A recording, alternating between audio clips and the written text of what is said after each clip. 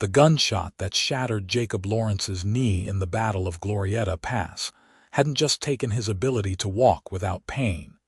It had stolen every ounce of pride he'd carried into that New Mexico desert back in 1862. And now, 4 years later in the summer of 1866, he could barely meet his own reflection in the mirror without feeling the hot burn of shame crawling up his spine. The limp was pronounced, unavoidable, a constant reminder that while other men had walked away from the war whole, he'd come back broken in ways that went far deeper than shattered bone and torn muscle.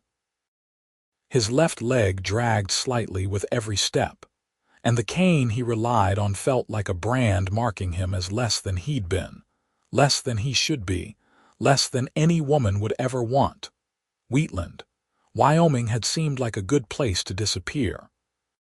The small town sat in the southeastern part of the territory, where the prairie stretched endlessly in every direction, and a man could lose himself in the work of trying to coax a living from stubborn land.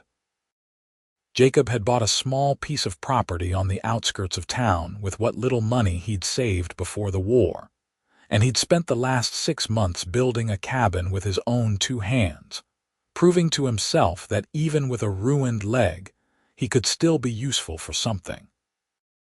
The work was slow and painful, but it kept his mind occupied, kept him from dwelling too much on the memories that haunted his sleep. The cabin was nearly finished when Hannah Price arrived in Wheatland on a dusty July afternoon, stepping down from the stagecoach with nothing but a worn carpetbag and an expression of determination that suggested she'd traveled a long way to get here and had no intention of turning back. She was 23 years old, with auburn hair that caught the sunlight and green eyes that seemed to take in everything about the town in one sweeping glance. Her dress was plain but well made, the kind a respectable woman would wear if she had some means but wasn't given to ostentation. And when she asked the stage driver where she might find lodging, her voice carried the cultured accent of someone educated back east. Jacob happened to be in town that day, picking up supplies at Morrison's General Store, when he saw her through the window. He'd been reaching for a sack of flour when movement outside caught his attention, and he found himself staring at the way she held herself, straight-backed and confident despite the obvious exhaustion of travel. There was something about her that made his chest tighten with a longing he'd thought he'd successfully buried, and he forced himself to look away, reminding himself that a woman like that wouldn't spare a second glance for a crippled ex-soldier with nothing to offer but a half-built cabin and a future as uncertain as tomorrow's weather. "That's the new schoolteacher," Morrison said, following Jacob's gaze with the knowing look of a man who'd seen too many lonely cowboys stare at pretty women with hopeless longing. "Hannah Price, from Boston. Town council hired her to start up a proper school come fall. She's supposed to be quite educated, speaks French and everything." "Good for the town," Jacob muttered, turning back to his supplies and trying to ignore the way his heart was still beating faster than it should. He paid for his goods, gathered them awkwardly while managing his cane, and made his way out the back door to avoid passing too close to where Hannah stood talking to the stage driver. But Wheatland was a small town, and avoiding someone was nearly impossible when fate seemed determined to throw them together. 3 days later, Jacob was working on the roof of his cabin, hammering shingles into place despite the way his leg throbbed in protest at climbing the ladder, when he heard the sound of a horse approaching at a gallop that suggested panic rather than leisure. He looked up to see a young mare racing across the prairie with Hannah Price clinging to the saddle, her face pale with fear as the animal ran wild beneath her. Jacob didn't think. He dropped his hammer and slid down from the roof, ignoring the lance of pain that shot through his bad leg when he hit the ground. The horse was heading straight toward a ravine about a quarter-mile from his property, and if it didn't stop, both rider and animal would tumble over the edge into the rocky creek bed below. He limped toward his own horse, a steady gelding named Drummer who'd been with him since before the war, and hauled himself into the saddle with a grunt of effort that left him breathless. Drummer responded to his commands instantly, breaking into a gallop that carried them across the prairie at an angle meant to intercept the runaway mare. Jacob's legs screamed in agony with every jarring impact, but he gritted his teeth and leaned forward, urging Drummer faster. They caught up to the mare 50 yards from the ravine, and Jacob pushed Drummer alongside the panicked animal, reaching out to grab the trailing reins that Hannah had lost in her struggle to control her mount. He pulled back hard, using all his weight and Drummer's training to slow both horses, speaking in a low, steady voice that cut through the mare's panic. "Easy now, easy, girl. Nobody's going to hurt you. Just slow down, that's right, nice and easy." The mare fought him for several terrifying seconds before finally responding to the pressure on her bit, slowing from a gallop to a canter to a rough trot, and finally to a trembling stop just 20 yards from the ravine's edge. Hannah was shaking so hard she could barely stay in the saddle, her hands white-knuckled on the pommel, and her breathing coming in short, sharp gasps that suggested she was on the verge of hysterics. "You're safe," Jacob said, keeping his voice calm even though his own heart was pounding. "Just take a deep breath. You're safe now." Hannah turned to look at him, and for the first time their eyes met properly. Hers were the deep green of pine forests, wide with shock and fear and something else he couldn't quite name. Gratitude, maybe, or recognition of how close she'd just come to serious injury or death. She tried to speak, but no words came out, just a small, choked sound that might have been a sob or a laugh or both. "Let's get you down from there," Jacob said, dismounting from Drummer with an awkward movement that couldn't hide his limp. He moved to Hannah's side and reached up to help her down, and she practically fell into his arms, her legs too weak to support her weight. He caught her instinctively, his bad leg nearly buckling under the sudden burden, but he locked his knee and held steady, one arm around her waist to keep her upright. "I've got you," he said, and he could feel her trembling against him, could smell the faint scent of lavender in her hair and the dust of the prairie on her clothes. "Just take a moment. You've had quite a scare." "The saddle," Hannah managed to say, her voice shaky but determined to explain. "Something spooked her and the saddle shifted and I lost my balance. I couldn't stop her. I tried, but she wouldn't listen, and I thought I was going to die." "But you didn't," Jacob said firmly. "You held on, and that took courage. A lot of people would have fallen off long before now."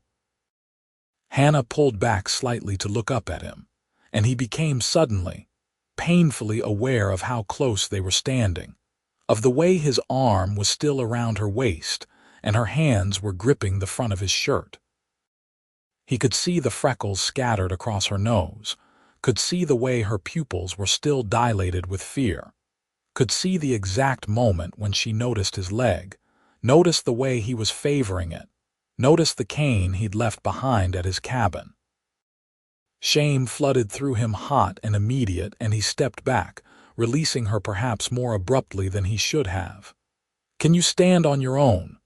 "Yes, I think so." Hannah swayed slightly but managed to stay upright, and she brushed at her skirts with trembling hands, trying to restore some order to her appearance. "Thank you. I don't know what would have happened if you hadn't been here. I'm Hannah Price, the new school teacher." "Jacob Lawrence," he said, not offering his hand because that would require stepping closer again, and he needed distance, needed the space to rebuild the walls he'd felt crumbling the moment she'd looked at him with those green eyes. "I live just over there. The cabin." "You saved my life," Hannah said, and there was something in her voice that made him uncomfortable, a warmth and admiration he didn't deserve. "I don't know how to thank you properly." "No thanks needed," Jacob said, moving to check the mare's saddle. Just as Hannah had said, it had shifted badly, the girth loosened somehow. He tightened it properly, checking the buckles and straps to make sure everything was secure.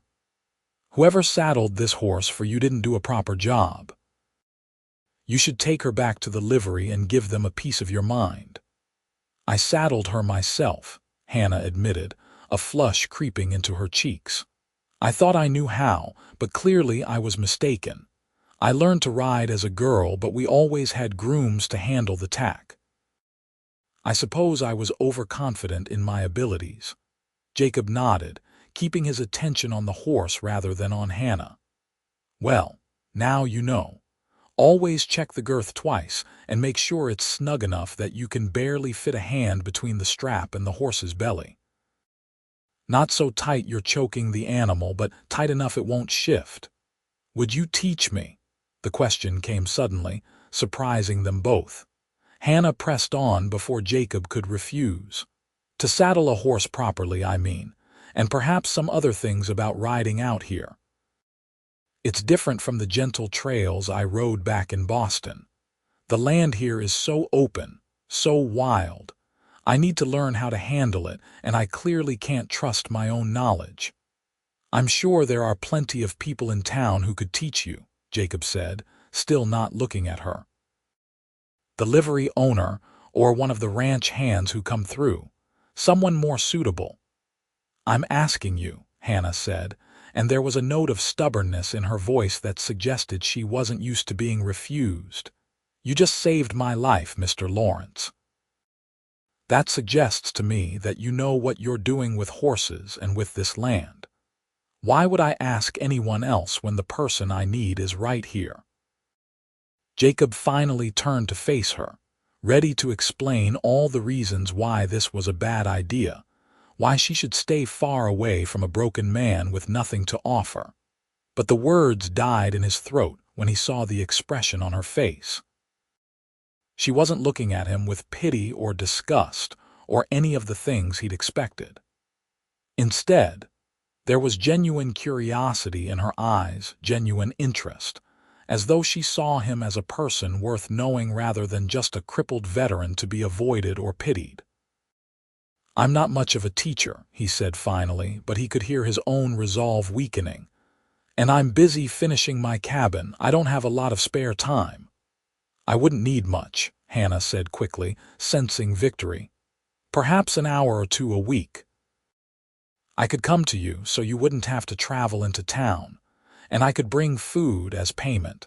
I'm told I'm quite a good cook, and a man living alone probably doesn't eat as well as he should." Jacob wanted to refuse. Every instinct he had screamed at him to send her away, to protect himself from the inevitable disappointment and rejection that would come when she got to know him better, and realized what a poor prospect he was.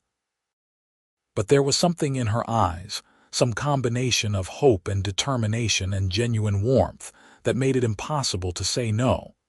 Against his better judgment, he found himself nodding. "Sunday afternoons," he said gruffly. "After church, if you attend. 2 hours, no more. And you don't need to bring food." "I'll bring it anyway," Hannah said, and the smile that spread across her face was like sunshine breaking through storm clouds, bright and warm and utterly transformative. "Thank you, Mr. Lawrence. You won't regret this, I promise." But as Jacob watched her ride back toward town on the now calm mare, sitting straighter in the saddle with her confidence partially restored, he suspected he would regret it very much indeed. Not because he didn't want to see her again. That was the problem. He wanted it too much, wanted to bask in the warmth of her smile and pretend, just for a few hours a week, that he was the kind of man who deserved the attention of a woman like Hannah Price. And that wanting, that hoping, was dangerous. It would only lead to heartbreak when reality inevitably intruded, and reminded them both that some things were too broken to be fixed. The following Sunday, Hannah arrived at his cabin precisely at 2 o'clock, riding the same mare with considerably more confidence, and carrying a basket that smelled of fresh bread and roasted chicken. Jacob had spent the morning arguing with himself about whether to be there, or to ride into town and leave her to assume he'd forgotten. But in the end, his sense of honor won out over his instinct for self-preservation. He'd made a promise, and Jacob Lawrence kept his promises, even when they terrified him. "Good afternoon," Hannah called out cheerfully as she dismounted, managing the process with only a slight wobble. "I brought lunch, as promised. I hope you're hungry." "You didn't need to do that," Jacob said, but he couldn't quite keep the appreciation out of his voice. The smell of that food was making his mouth water, and he'd been living on hardtack and beans for the better part of a week. "But thank you. That's kind of you." "It's only fair," Hannah said, tethering her horse to the post Jacob had set up for that purpose. "You're giving me your time and expertise. The least I can do is make sure you're well fed in exchange." They ate sitting on the rough porch Jacob had built onto the front of his cabin, the food spread between them on a checked cloth Hannah had packed in the basket. The chicken was perfectly seasoned, the bread was still warm, and there were baked apples with cinnamon that tasted like something from a dream. Jacob ate slowly, savoring each bite while Hannah talked easily about her first week in Wheatland, about the families she'd met, and the children who would be her students come fall. "The Hendersons have 7 children," she said, shaking her head in amused amazement. 7. And they all want to come to school, even the older boys, which Mrs. Henderson says is something of a miracle. Apparently, the last teacher they had was elderly and couldn't keep order, and the boys ran wild until he gave up and left town. "You think you can handle 7 Henderson boys?" Jacob asked, and he was surprised to realize he was almost smiling, something he hadn't done in longer than he could remember. "I think I can handle anything if I approach it with the right preparation and strategy," Hannah said confidently. "Teaching is like anything else. You need to understand your students, figure out what motivates them, and create an environment where learning feels worthwhile rather than punishing. The Henderson boys probably acted out because they were bored, not because they're bad children." "You sound very sure of yourself," Jacob observed, and there was no criticism in his tone, just genuine curiosity. "I am," Hannah said simply. "I spent 3 years teaching at a girls' academy in Boston before I came here. I'm good at what I do, Mr. Lawrence. I just needed a change, needed to see more of the world than the same city streets I'd known my whole life. When I saw the advertisement for a teacher in Wyoming territory, it felt like exactly the kind of adventure I'd been craving. Most people would say coming out here alone was foolish, not adventurous," Jacob said, thinking of the very real dangers that existed on the frontier, the harsh weather and potential violence and isolation that could break even strong men. "Most people are cowards," Hannah said bluntly. "They'd rather stay safe and bored than take a risk that might lead to something extraordinary. I'm not most people."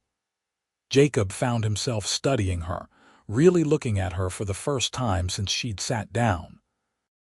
She had a small scar on her chin, barely visible, and her hands showed signs of work despite her educated background, small calluses on her fingers that suggested she wasn't afraid of labor. There was intelligence in her eyes and determination in the set of her jaw, and he realized with a sinking feeling that she was exactly the kind of woman he could fall in love with, if he was foolish enough to let himself. "We should start the lesson," he said abruptly, standing up and reaching for his cane. The movement was awkward, a reminder of everything that was wrong with him, but Hannah didn't flinch or look away.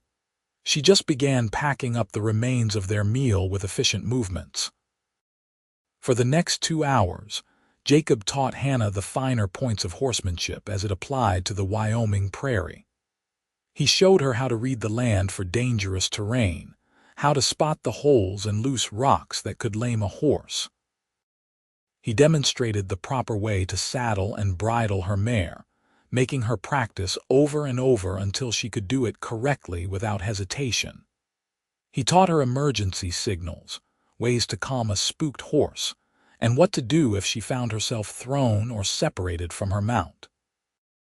Hannah proved to be an attentive and quick student. She asked intelligent questions, practiced diligently, and didn't complain even when Jacob's instructions were curt or demanding. He found himself relaxing into the role of teacher, letting his expertise override his self-consciousness about his limp. When he was focused on the horses and the lesson, it was easier to forget about his damaged leg, easier to remember the man he'd been before the war had taken so much from him. As the afternoon drew to a close and Hannah prepared to ride back to town, she paused beside her mare and turned to look at Jacob with an expression he couldn't quite read. "Thank you for today," she said quietly. "Not just for the lesson, but for the company. I've been in Wheatland for over a week, and this is the first time I've had a conversation that didn't feel like I was being interviewed or evaluated. It was nice to just talk to someone." "You're welcome," Jacob said, and he meant it, even though the afternoon had left him feeling raw and vulnerable in ways he didn't entirely understand. "Same time next week."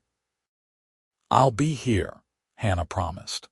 And then she was riding away, leaving Jacob standing in front of his cabin with a strange ache in his chest that had nothing to do with his war wound, and everything to do with the loneliness he'd been pretending didn't exist. The weeks that followed fell into a pattern that became the highlight of Jacob's existence, though he would have died before admitting it out loud. Every Sunday afternoon, Hannah would arrive with food and her mare and that bright, determined smile that seemed to light up the entire prairie. They would eat together, talk about inconsequential things and sometimes important things, and then Jacob would teach her something new about surviving and thriving in the harsh Wyoming landscape. He taught her to shoot, setting up targets and showing her how to hold the rifle steady, how to breathe and squeeze rather than pull the trigger. Hannah proved to be a surprisingly good shot once she got over her initial nervousness about the weapon's recoil. He taught her to read weather signs in the clouds and the behavior of animals, to know when a storm was coming and where to seek shelter. He taught her basic survival skills, how to start a fire without matches, how to find water, how to tell which plants were safe to eat and which would make her sick. With each lesson, Jacob found himself opening up in small ways, sharing stories from his childhood on a farm in Ohio, talking about his experiences out west before the war. He was careful never to mention the war itself, never to speak of the battles or the blood or the moment when everything had gone wrong. That part of his life was a locked door he had no intention of opening, not for Hannah, not for anyone. But Hannah was patient and perceptive, and she never pushed him to share more than he was willing to give. Instead, she offered her own stories in exchange, tales of growing up in Boston as the only daughter of a professor and a pianist, of the books she'd read and the places she'd dreamed of seeing. She spoke of feeling constrained by the expectations of proper society, of wanting more than tea parties and needlework, and waiting for some acceptable man to offer marriage. "I want to matter," she said one afternoon in late August, as they sat by the creek that ran through Jacob's property, watching the water ripple over smooth stones. "I want to do something with my life that makes a difference, that helps people. Teaching feels like that. Every child I educate is someone who might go on to do something important, to live a life full of purpose and meaning. It's not saving lives the way you did in the war, but it's important in its own way. Jacob flinched at the mention of the war, and Hannah noticed immediately. "I'm sorry," she said quickly. "I didn't mean to bring up something painful. It's just that everyone in town speaks of you as a war hero, and I assumed you'd be proud of your service." "Hero," Jacob repeated, and the word tasted bitter in his mouth. He gestured to his leg with a harsh, angry movement. "You think this is heroic? I got shot because I was too slow and too stupid to take cover when I should have. I survived while better men died around me. There's nothing heroic about any of it." "You served your country," Hannah said quietly. "You fought for what you believed was right. That is heroic, regardless of how it ended." "You don't know anything about it," Jacob snapped, and he pushed himself to his feet with his cane, needing to move, needing to escape the conversation before it went any further. "The war isn't some grand adventure or noble cause. It's blood and screaming and watching your friends die in agony while you can't do anything to help them. It's killing men you don't even hate just because someone told you to. It's coming home broken and realizing that everything you sacrificed doesn't actually matter because the world just keeps turning, and nobody cares that you left pieces of yourself in some desert in New Mexico." He was breathing hard by the time he finished, his hands shaking with anger and shame and emotions he couldn't name. He expected Hannah to leave, to mount her horse and ride away and never come back, because who would want to be around someone so broken and angry? But Hannah didn't leave. Instead, she stood up and walked over to him, moving slowly as though approaching a spooked horse, and she placed one hand gently on his arm. "Jacob," she said, and it was the first time she'd used his given name, the intimacy of it shocking him into stillness. "I can't pretend to understand what you went through. I won't insult you by trying, but I do know this. You walked through fire to get here. Whatever happened in that war, whatever you had to do or endure, you survived it. You're here, you're alive, and you're building something good. That matters. You matter." "I'm a cripple with a half-finished cabin and no prospects," Jacob said, but the anger was draining out of him, leaving only exhaustion and a vulnerability he didn't know how to protect against. "I matter to no one." "You matter to me," Hannah said simply, and the sincerity in her voice was like a knife to his heart. "You've spent these past weeks teaching me, helping me, treating me like an equal rather than some fragile Eastern lady who needs to be coddled. You've been kind and patient and honest, and I value that more than you know. You matter to me, Jacob Lawrence, and nothing you say is going to change that." Jacob looked down at her, at the way her green eyes held his without wavering, at the set of her jaw that suggested she meant every word. Something shifted in his chest, some wall he'd built beginning to crack, and he felt terrified and exhilarated in equal measure. "Hannah," he started to say, but she cut him off. "You walked through fire to get here," she repeated firmly, "and you're still walking, still building, still living. That's not something to be ashamed of. That's something to be proud of." The words hung in the air between them, and Jacob felt something loosen inside him, some tight knot of shame and self-hatred beginning to unravel. He wanted to believe her, wanted to accept the forgiveness and acceptance she was offering, but years of self-recrimination didn't disappear in a single moment.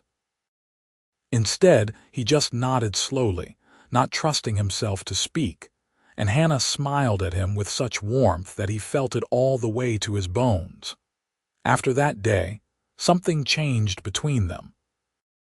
The lessons continued, but they were interspersed with longer conversations, with shared silences that felt comfortable rather than awkward, with moments of laughter that surprised them both. Jacob found himself looking forward to Sunday afternoons with an anticipation that felt both wonderful and terrifying, and he caught himself thinking about Hannah during the long days between her visits, wondering what she was doing, whether she was safe, whether she thought about him even a fraction as much as he thought about her. September arrived with cooler temperatures and the start of the school term, and Hannah threw herself into her work with the same determination she brought to everything else. She told Jacob about her students during their Sunday visits, about the challenges and triumphs of managing a one-room schoolhouse with children ranging from 6 to 15 years old. The Henderson boys were indeed a handful, but Hannah had won them over with a combination of interesting lessons and firm discipline. And even the oldest one, 15-year-old Tom, had stopped testing her authority after she'd beat him in a shooting competition that half the town had turned out to watch.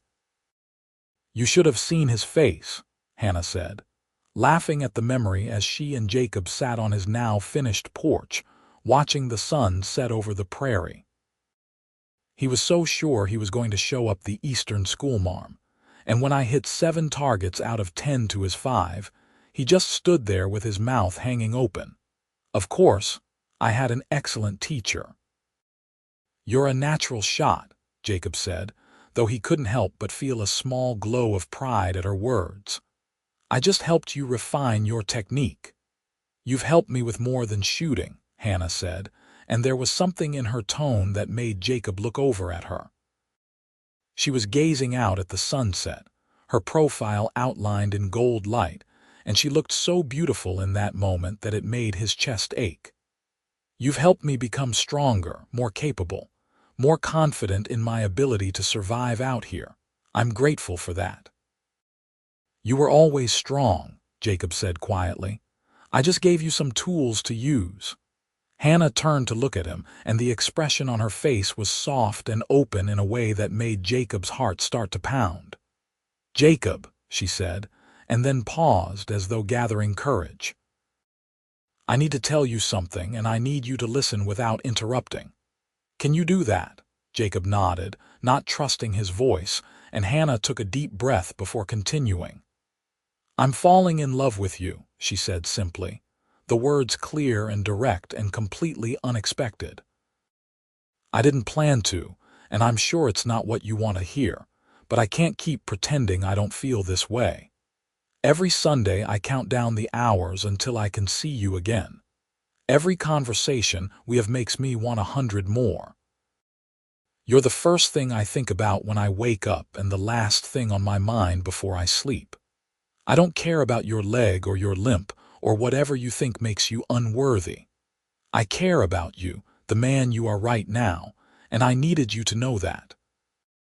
Jacob stared at her, his mind reeling, unable to process what he'd just heard. Part of him wanted to laugh, convinced this had to be some kind of cruel joke or misunderstanding. No woman like Hannah Price could possibly have feelings for someone like him. But the sincerity in her eyes was unmistakable, and he could see her trembling slightly, nervous about how he would respond. "Hannah, he started, but the words tangled in his throat. How could he explain that he felt the same way but was terrified of what that meant? How could he tell her that he'd been falling in love with her too, but had convinced himself it was impossible, that she deserved so much better than a broken man with nightmares and a limp, and nothing to offer but a rough cabin on the edge of nowhere? "You don't have to say anything," Hannah said quickly, misinterpreting his silence as rejection. "I just needed you to know. I couldn't keep holding it in, pretending I only valued you as a teacher and friend when the truth is so much more than that. If this makes things too uncomfortable, if you want me to stop coming, I understand. I'll respect whatever you decide." "No," Jacob said, the word coming out more forcefully than he'd intended. "No, don't stop coming. Hannah, He stopped, took a breath, forced himself to be as brave as she'd just been. "I have feelings for you too. I've been trying to ignore them, trying to convince myself it was impossible because what woman would want a crippled veteran with nothing to his name? But the truth is I started falling for you the moment you smiled at me after that runaway horse incident, and I've been falling harder every Sunday since. You're smart and brave and beautiful, and being with you makes me feel like maybe I'm not as broken as I thought I was. Like maybe there's still a future worth having. The smile that spread across Hannah's face was radiant, transforming her from merely pretty to absolutely stunning. Really, she breathed, as though she needed to hear him confirm it one more time. You feel the same way. Really, Jacob said. And then, because words suddenly felt insufficient, he reached out and cupped her face with his hand, his thumb brushing gently across her cheek. Hannah leaned into the touch, her eyes fluttering closed for a moment, and when she opened them again, they were shining with unshed tears of happiness. "Can I kiss you?" Jacob asked, his voice rough with emotion, and Hannah nodded, closing the small distance between them on the porch until she was close enough that he could feel her breath on his lips. The kiss was gentle at first, tentative, as though they were both afraid of breaking something fragile and precious. But then, Hannah made a soft sound in the back of her throat and pressed closer, and Jacob deepened the kiss, pouring all the longing and hope and fear and love he'd been holding back into that single point of connection. When they finally broke apart, both breathing hard, Jacob rested his forehead against Hannah's and marveled at the fact that this was real, that she was real, that somehow against all odds he'd found something worth believing in again. "Stay for dinner," he said, not wanting her to leave, not wanting this moment to end. "Please.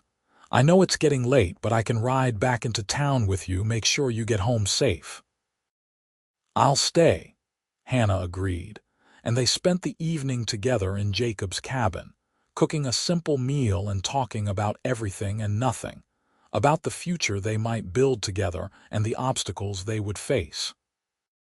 Hannah was realistic about the challenges, about the fact that some people in town would judge her for choosing a poor, disabled veteran over more prosperous suitors.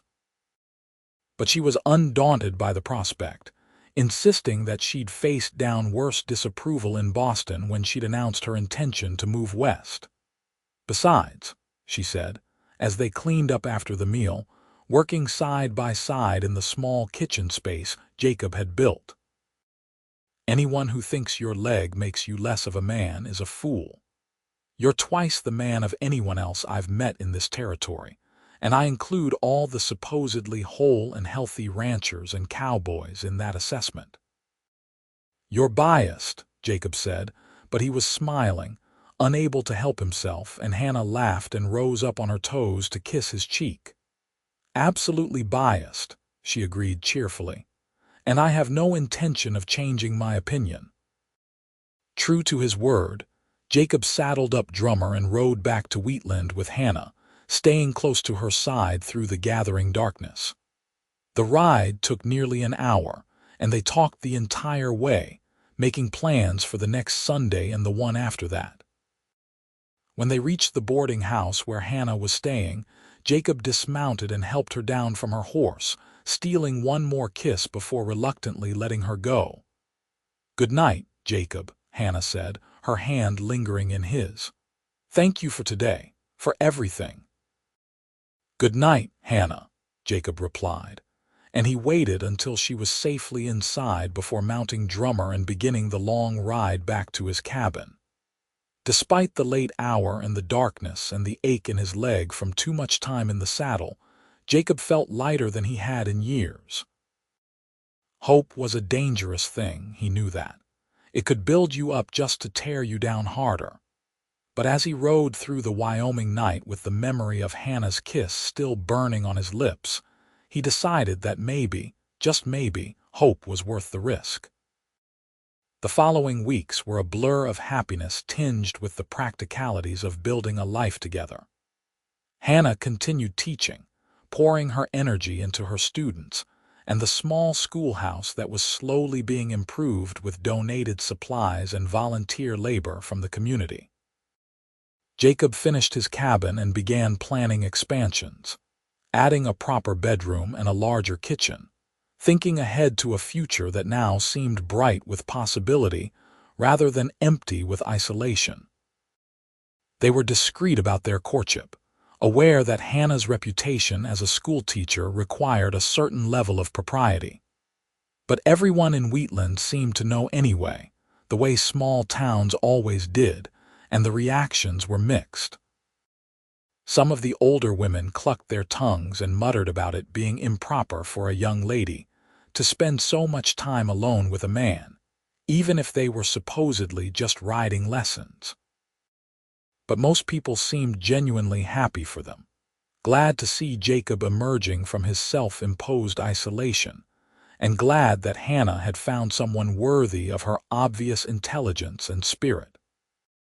The Henderson family invited them both to Sunday dinner in early October, a clear sign of approval from one of the town's most respected families. Mrs.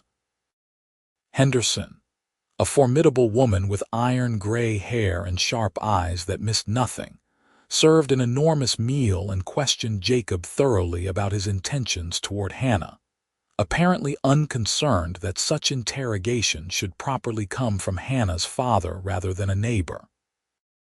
"I love her," Jacob said simply, meeting Mrs. Henderson's gaze without flinching.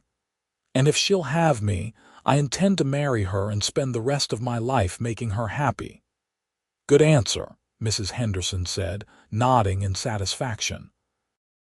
"Hannah's a fine woman, too good for most of the men in this territory. But you, Mr. Lawrence, you've got character. That counts for more than money or a fancy ranch. My boys speak highly of you two, say you helped Tom track that mountain lion that was threatening the livestock last month. A man who helps his neighbors without being asked is the kind of man we need more of out here." The approval of the Henderson family seemed to open floodgates, and suddenly, Jacob found himself being greeted warmly when he came to town, being invited to help with community projects, being treated like a valued member of Wheatland rather than an isolated outsider. It was a strange feeling after so long spent avoiding human connection, but Hannah's presence at his side made it bearable, even enjoyable. She had a way of drawing him out of his shell, of reminding him that he had value beyond his war service or his physical limitations.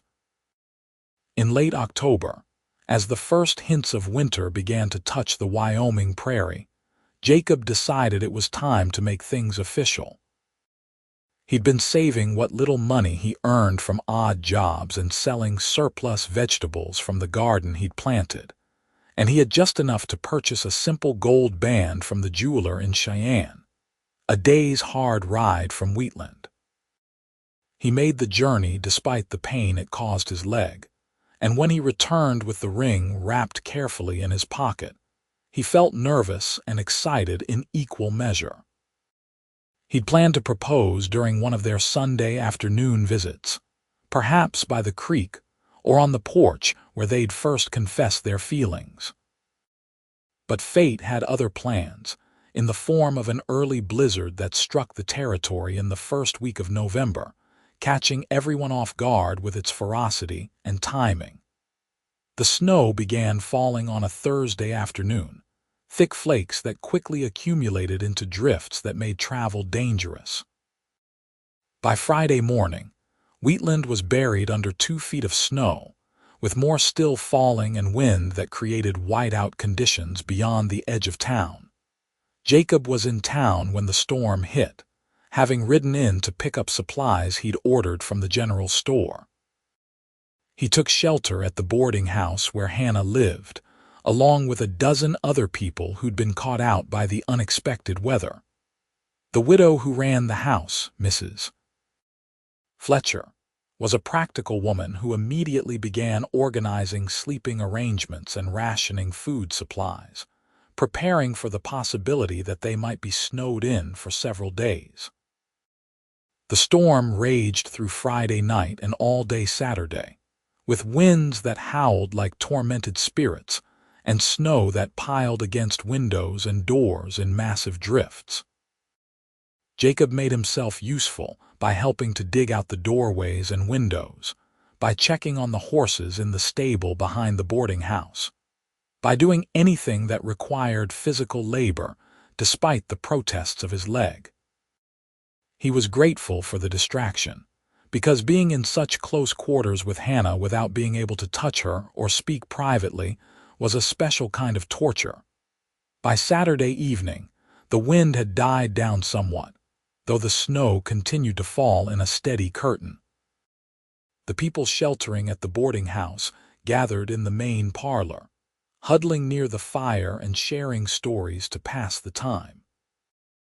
One of the older men, a rancher named William Davis, told tales of previous hard winters, of livestock lost and cabins buried and narrow escapes from death by freezing. The stories were sobering reminders of the harsh realities of frontier life. Back in '57, Davis said, his weathered face serious in the firelight. We had a storm that lasted near on a week, lost half my cattle and nearly lost my wife too. She'd gone out to check on the chickens when the wind came up sudden, and she couldn't find her way back to the house.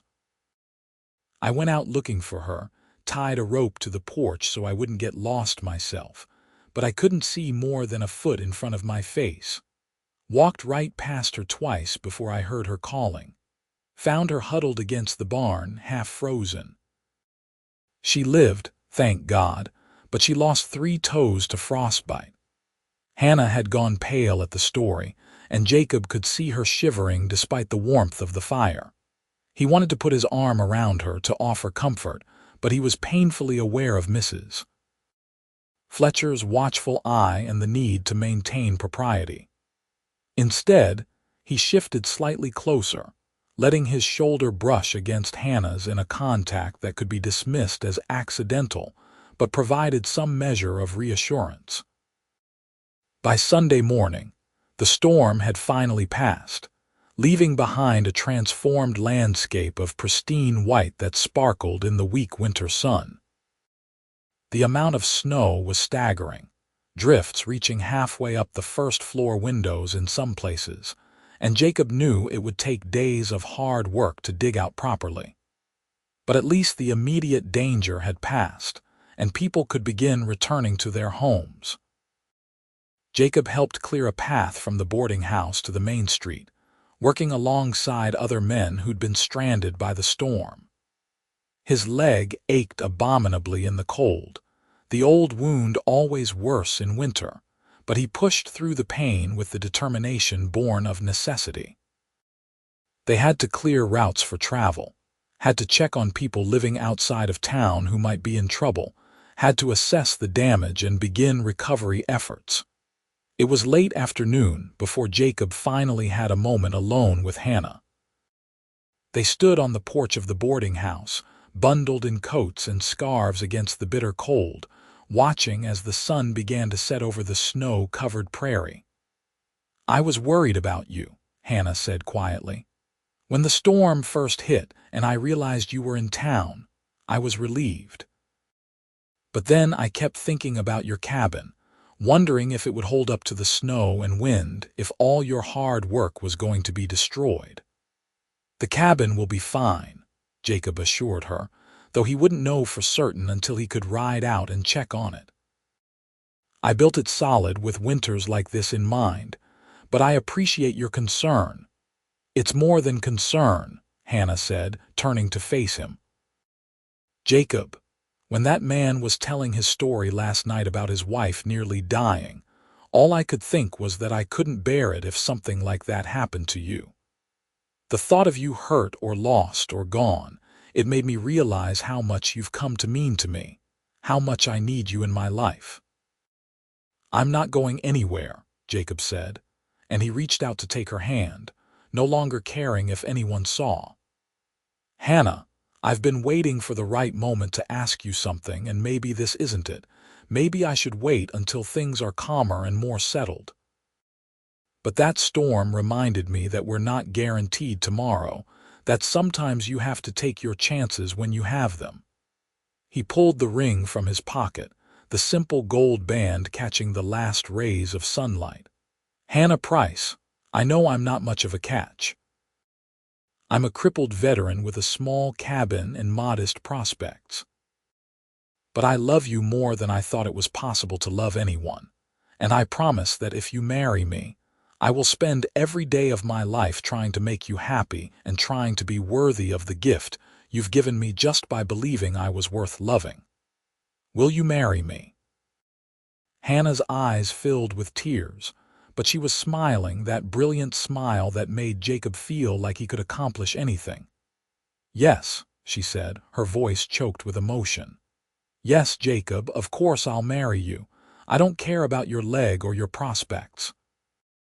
I care about you, about the man you are and the life we'll build together. Yes, 1,000 times yes." Jacob slipped the ring onto her finger, his hands shaking slightly with cold and emotion, and then he pulled her close and kissed her, pouring all his love and relief and joy into that embrace. Around them, the world was frozen and white, but in that moment, Jacob felt warmer than he had in years, filled with the certainty that he'd found exactly where he belonged. They were married 3 weeks later, in a simple ceremony at the small church in Wheatland with half the town in attendance. Hannah wore a dress of deep blue wool that brought out the color of her eyes, and Jacob wore his best clothes, which weren't particularly fine but were clean and pressed with care. The ceremony itself was brief, but the words they spoke to each other carried the weight of promises meant to last a lifetime. "I, Jacob, take you, Hannah, to be my lawfully wedded wife," Jacob said, his voice steady despite the emotion threatening to overwhelm him. "I promise to love you, to honor you, to protect you, and to build a life with you that is worthy of the courage and grace you've shown me. In sickness and in health, in good times and bad, I will stand beside you for as long as we both shall live. I, Hannah, take you, Jacob, to be my lawfully wedded husband," Hannah replied, her eyes locked on his. "I promise to love you without reservation, to support you in your dreams, and to remind you every day that you are valued and worthy.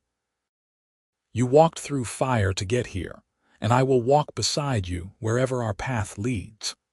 In sickness and in health, in good times and bad, I will stand beside you for as long as we both shall live." When the preacher pronounced them husband and wife, Jacob kissed Hannah with a tenderness that made several of the watching women dab at their eyes with handkerchiefs. The reception afterward was held at the Henderson house, with tables laden with food that the community had contributed and music provided by a fiddle player who knew every traditional dance tune in existence. Jacob danced with his bride despite his limp, refusing to let his disability prevent him from sharing that moment with Hannah. His leg ached terribly by the end of the evening, but it was worth it to see the joy on Hannah's face, to feel her in his arms as they swayed to the music. They spent their wedding night at the cabin, which had indeed survived the storm without damage. Hannah had already moved most of her possessions out from the boarding house, and the cabin felt warmer and more complete with her presence filling it.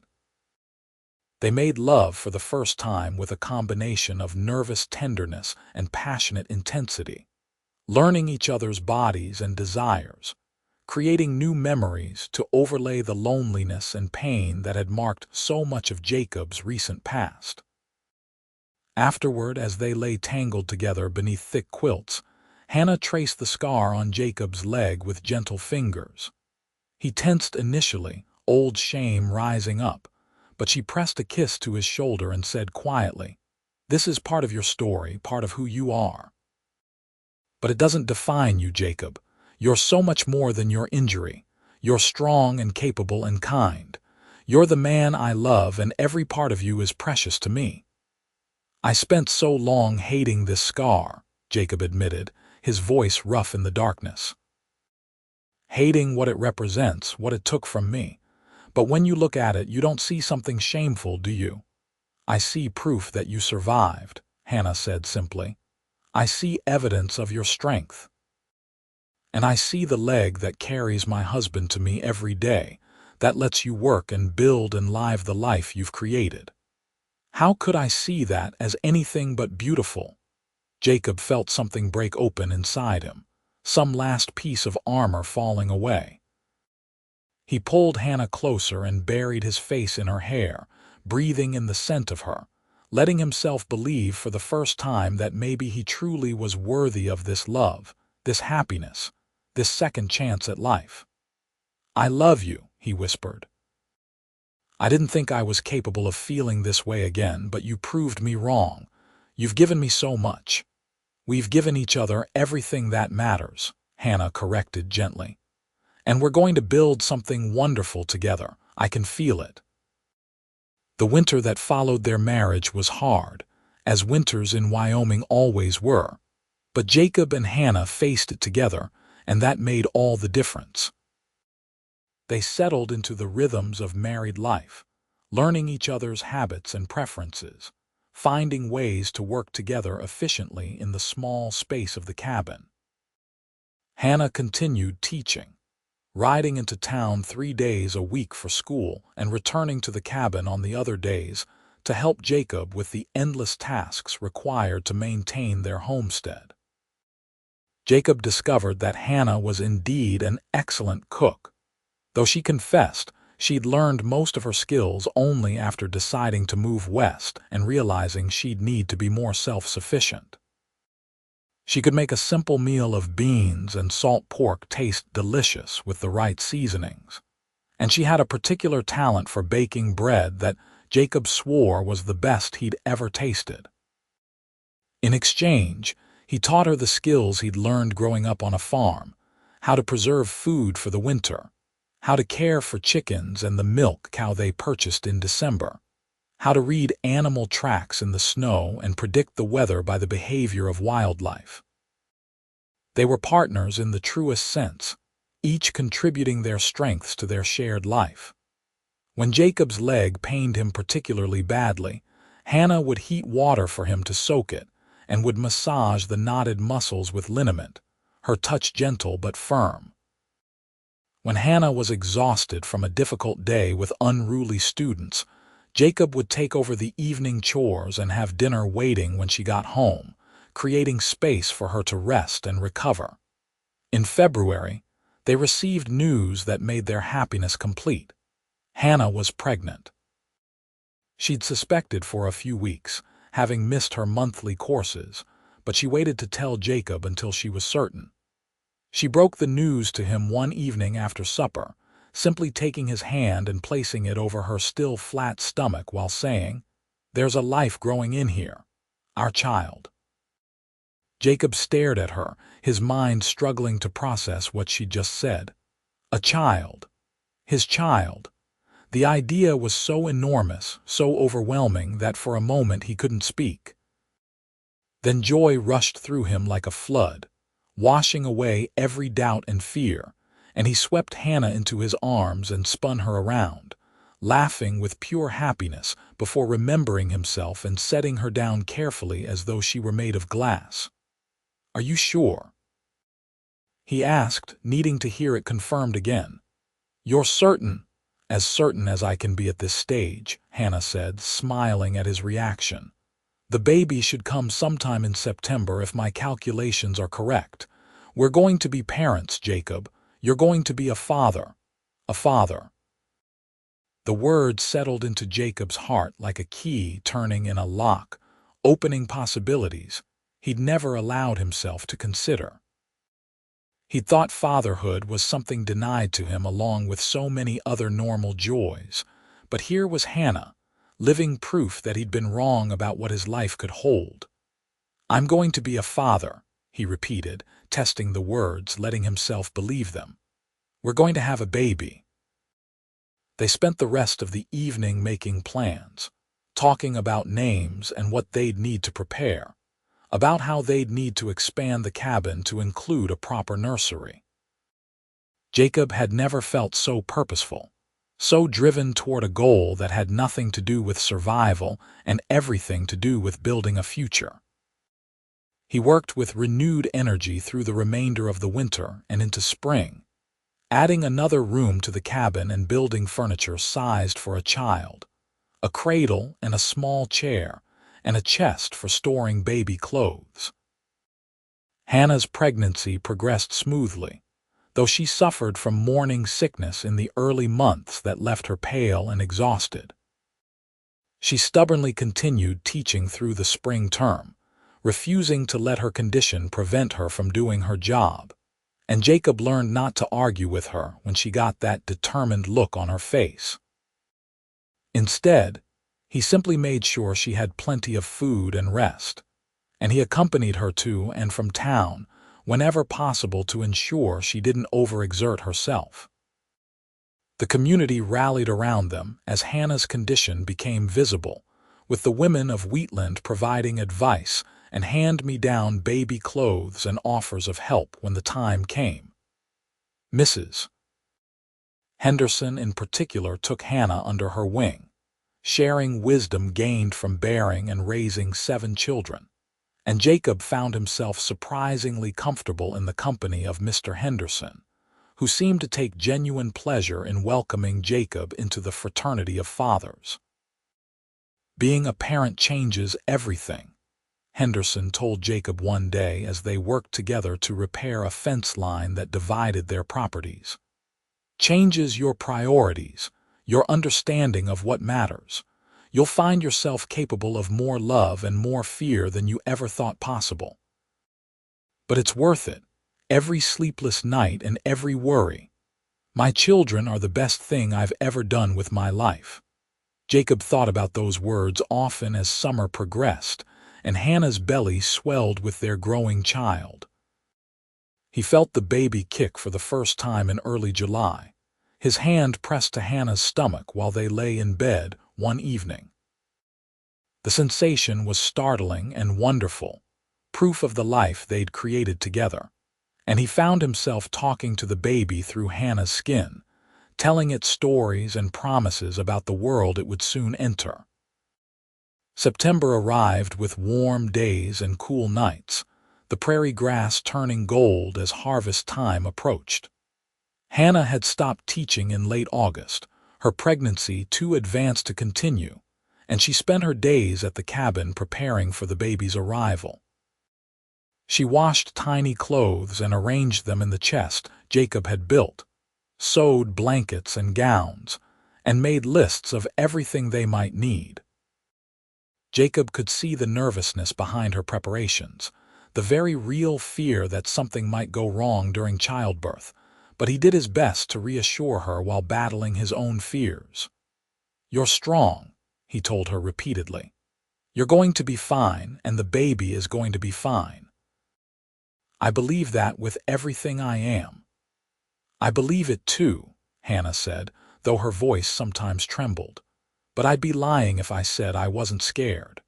My mother told me once that bringing life into the world is the bravest thing a woman can do, and I'm beginning to understand what she meant." Labor began on a warm afternoon in mid-September, with contractions that started mild but quickly intensified. Jacob rode into town to fetch Mrs. Henderson and the midwife, a capable woman named Sarah Mills, who delivered half the babies in the territory. They arrived to find Hannah pacing the cabin floor, breathing through contractions that were coming every few minutes, her face set with determination and pain. "Everything looks good," Mrs. Mills said after examining Hannah. "The baby's positioned right, and you're progressing well. It's going to be some hours yet, but you're doing fine." Those hours were the longest of Jacob's life. He stayed by Hannah's side, holding her hand and offering what comfort he could, feeling utterly helpless in the face of her pain. She squeezed his fingers so hard during the worst contractions that he lost feeling in them, but he never pulled away, never suggested she should ease her grip. If holding on to him helped her even a little, then she could break every bone in his hand and he wouldn't complain. "You walked through fire to get here," Hannah gasped during a brief respite between contractions, echoing the words she'd said to him so many months ago. And now I'm walking through mine. We're both warriors, Jacob, both survivors. You're the bravest person I've ever known, Jacob said, smoothing sweat-dampened hair back from her forehead. And I'm in awe of you right now, completely in awe. As evening turned to night, the contractions intensified until Hannah could barely catch her breath between them. Mrs. Mills examined her again and nodded in satisfaction. "It's time to push," she said. "Next contraction, I want you to bear down as hard as you can." What followed was a blur of pain and effort and encouragement, with Hannah pushing with everything she had while Jacob supported her shoulders and Mrs. Henderson wiped her face with cool cloths. Jacob felt tears streaming down his face as he watched Hannah fight to bring their child into the world, her strength and courage more evident in these moments than in anything she'd done before. She was magnificent, fierce, unstoppable. "I can see the head," Mrs. Mills said. "One more good push, Hannah. You're almost there." Hannah gathered herself for one final effort, squeezing Jacob's hand and bearing down with a cry that was equal parts pain and triumph. And then, suddenly, there was a new sound in the cabin, the thin, outraged wail of a newborn baby declaring its presence to the world. Mrs. Mills caught the tiny body and quickly cleared its airways, and the crying intensified, strong and healthy and perfect. "It's a boy, Mrs. Mills announced, wrapping the baby in a soft blanket and handing him to Hannah. "Congratulations, you two. You have a son." Hannah cradled the baby against her chest, tears streaming down her face as she gazed at the tiny person they'd created. He was red and wrinkled and covered in vernix, his face scrunched up with the effort of crying, and he was the most beautiful thing Jacob had ever seen. "Hello, little one," Hannah whispered. "Hello, my sweet boy, we've been waiting for you." Jacob reached out with a trembling hand to touch his son's cheek, marveling at the softness of the skin, the tiny perfection of the fingers and toes. "He's perfect," Jacob said, his voice choked with emotion. "Hannah, he's absolutely perfect." They named him James William Lawrence, after Jacob's father and Hannah's grandfather, and he was baptized a month later in the same church where his parents had been married. The baby was healthy and strong, with a good appetite and lungs that made his displeasure known whenever he was hungry or wet, or simply wanted attention. Jacob discovered that he loved being a father even more than he'd anticipated, loved the weight of his son in his arms and the way James would quiet at the sound of Jacob's voice, loved watching Hannah nurse him and sing lullabies and transform into a mother before his eyes. The first winter with James was exhausting, filled with sleepless nights and constant feedings, and the anxiety of new parents certain that every sniffle or cry signaled some terrible illness. But it was also filled with joy, with the simple wonder of watching a tiny human grow and change day by day. James was alert and curious from the start, his eyes tracking movement and his hands reaching for everything within grasp. By Christmas, he could hold his head up on his own, and by spring, he was rolling over and grabbing his toes and making sounds that almost resembled words. Hannah returned to teaching part-time when James was 6 months old, bringing him with her to the schoolhouse where he became a sort of mascot for the older students. The children took turns entertaining him during breaks, and even the rowdy Henderson boys were gentle and protective with the baby. It warmed Jacob's heart to see his son so loved by the community, to know that James would grow up surrounded by people who cared about him and his family. Life settled into new rhythms, shaped around James's needs and the changing seasons. Jacob expanded his farming operation, planting more acres in wheat and corn, and he purchased additional livestock with the intention of building a proper ranch over time. The work was hard, and his legs still pained him on cold days or after long hours in the saddle, But he no longer felt the shame that had once consumed him. Hannah's love and acceptance had healed something in him that went deeper than physical injury, had given him back the sense of purpose and worth he'd thought lost forever. On their second wedding anniversary, Jacob and Hannah stood on the porch of their now considerably enlarged cabin, watching as James took his first wobbly steps across the wooden floor. He tottered 3 steps before falling onto his padded bottom with a surprised expression, and both parents laughed and applauded as though he'd just accomplished something miraculous, which in a way he had. "I've been thinking," Hannah said, leaning against Jacob's shoulder as they watched James pull himself back up and prepare for another attempt, "about how far we've come in just 2 years. When I arrived in Wheatland, I was looking for adventure and purpose. I found both of those things, but I also found something I hadn't even known I was searching for. I found home. I found family.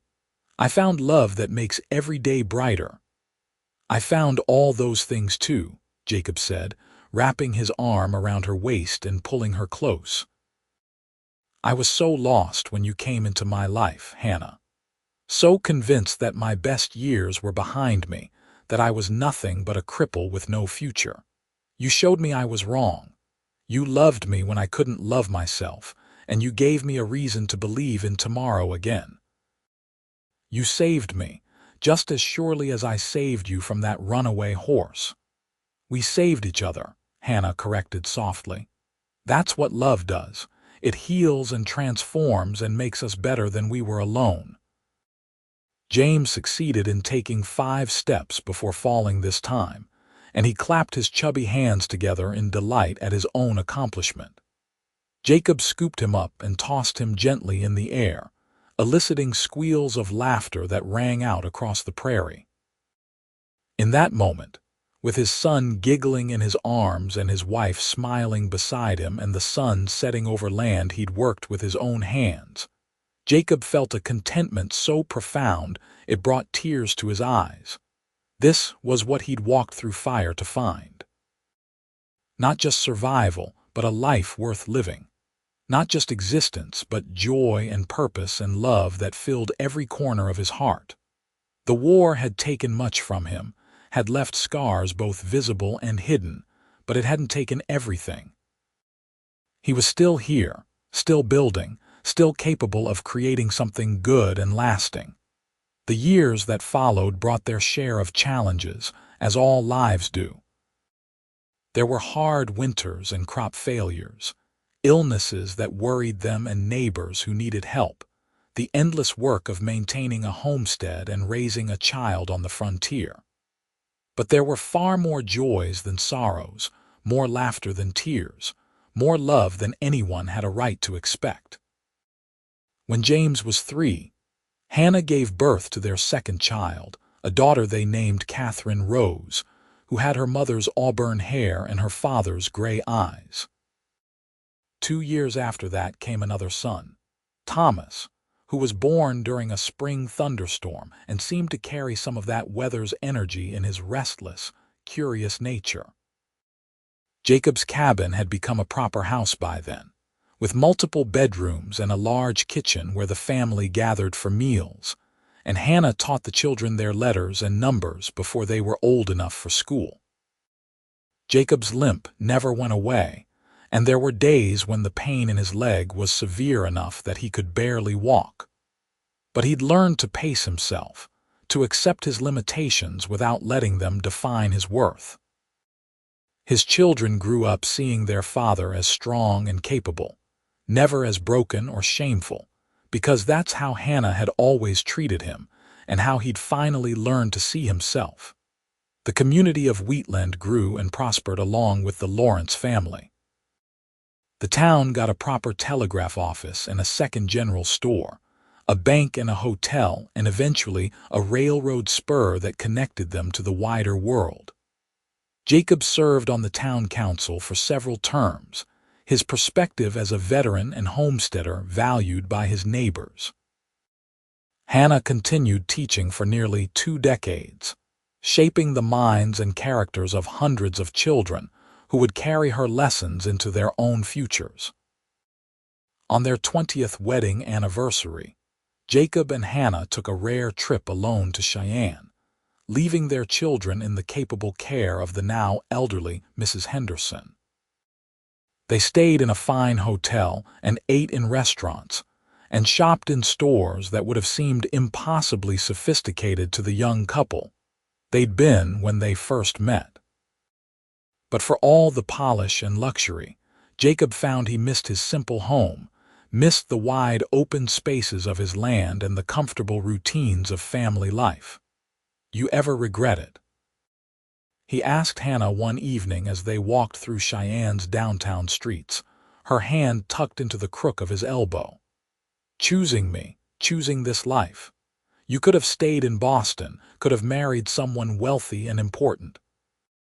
Instead, you're married to a farmer with a bad leg in the middle of Wyoming territory."